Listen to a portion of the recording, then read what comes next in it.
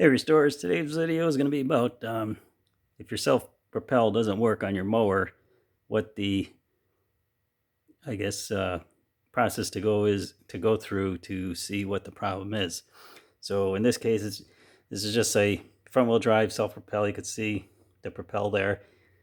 It's just one I'm using for an example. It could be front-wheel drive or rear-wheel drive. You know, it's basically the same thing.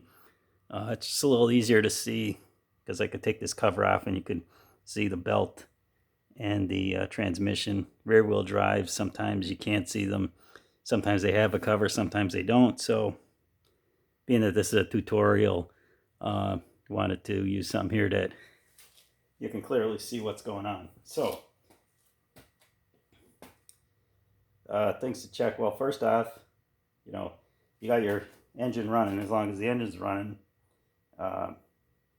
then why doesn't it propel? Well, there should be some type of cable, okay, to operate it. Something that you do as an operator. So in this case up here we got,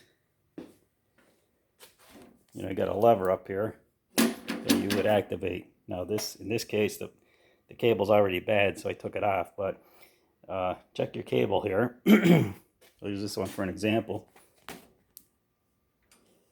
Here's your cable, right? Connected on. Right like this, okay? You can see that it's working, it's operating. Okay, it's not broken. So as long as your cable's okay, then coming back down here, so every self-propel would have a belt to drive it from the engine over. I mean, there's some that had shafts, but that's old stuff. So pretty much anything current will look like this with a belt. If the belt is either broke or slipped off the pulley, then obviously that's not going to work. So how can you check that? Well, in this case, if the cover was here, you took the cover off, you see it, belt is still here. But you might be able to peek from underneath, and also there's a pulley underneath, and the belt would have to be attached under there. You may be able to, look in there to see if it's still attached onto that pulley. I think this one has a cover underneath, so you would have to actually remove that to see if the belt is still attached.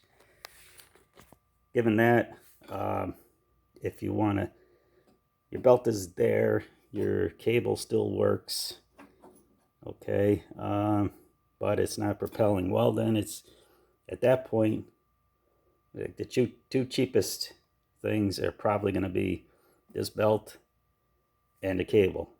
So those you want to verify. Now the pulley that it attaches to underneath, it attaches to a blade adapter that has a pulley, something pretty much like this on the engine side. That could wear and cause slippage, or it could slip up here, but usually that's probably caused by the belt. The pulley could wear, yes. Okay, so then you get to this point where it seems like everything is right, except you're still not propelling. So it could be either something in the wheel, or it could be something in the trans. So the way I would check that,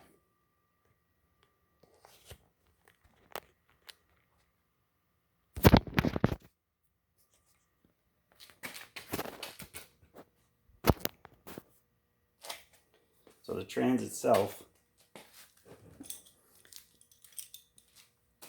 engine starts up, turns this belt, turns this. The way this engages, this particular one and a lot of other ones, when you pull the cable, comes up, tightens up this tension, and it starts to turn. There's some that have this I would say, as you can see this here, I call this like a disengagement. Okay, it's when you pull the lever, it's engaged. When you take off the lever, it's not engaged. Some of them have a lever where this pulley is constant engagement with the belt, meaning this is always spinning, okay, but the wheels don't turn. There's actually a lever that when you pull the cable, it pulls the lever and engages a little clutch, and that drives the power to the wheels. But because this one does not have that. It only engages when this tightens up. So you can actually manually test this. How to do it?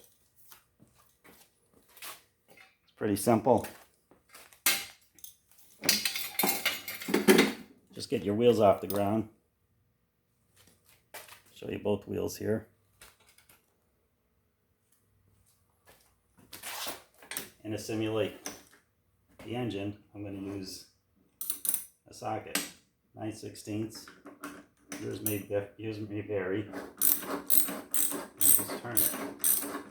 Got one wheel turning, got two wheels turning.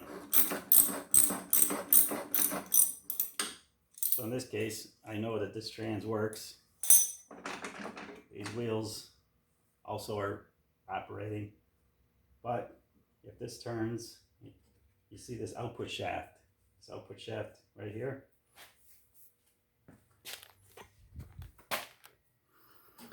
The shaft here. You want to look at that shaft as you're turning this.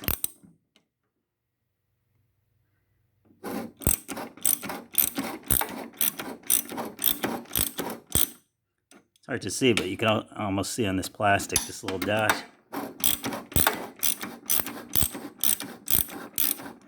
Now that lettering's coming up. So these shafts are both turning. Beyond that, now if the shaft was turning and the wheel wasn't, something in there could be stripped. So check that. And you pop these off. Now there's some looseness in here, so something may need to be tightened.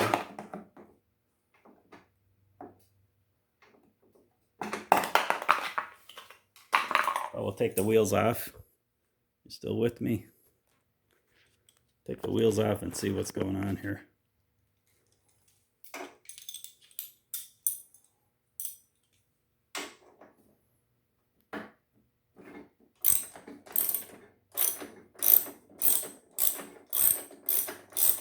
You may have problems with the wheel just from it being seized, especially if it's been sitting around.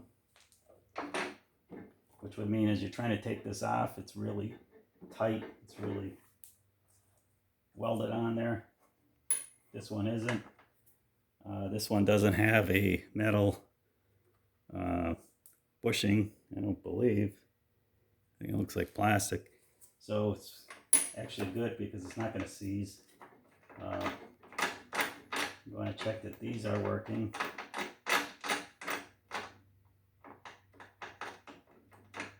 Probably going to have to, in this particular one, take this off because there should be something in here catching. You can kind of hear it. It probably needs a lube. Also, too, on a rear wheel, it'll have a gear here. This one's got a gear here. You want to check these teeth. They look pretty good. You want to check these teeth. They look pretty good. Another thing that's very important is where the shaft comes out, there's a bushing in here. You want to check for any play up and down. I don't have any. If this is bad, what will happen is it'll cause this to move up and down, disengage and engage, and a lot of times these teeth will wear out. And somebody will say, well, my wheels are shot. Get new wheels, slap them on. If this bearing is bad, it's just going to destroy the new wheels. So you're really throwing your money away on that. You got to make sure that you don't have any play here. I can kind of hear that clicking, but it's not gauging quite right. It probably needs lube in there. So that's it on this one. Everything looks good. Just needs to be serviced, lubed, and obviously the new cable on here. So hope that helps you out if you have a problem with a self-propel. All right, and if this video was helpful, give me a thumbs up. Also too, if you like the content, also appreciate it if you would subscribe. All right, thanks. Have a good day.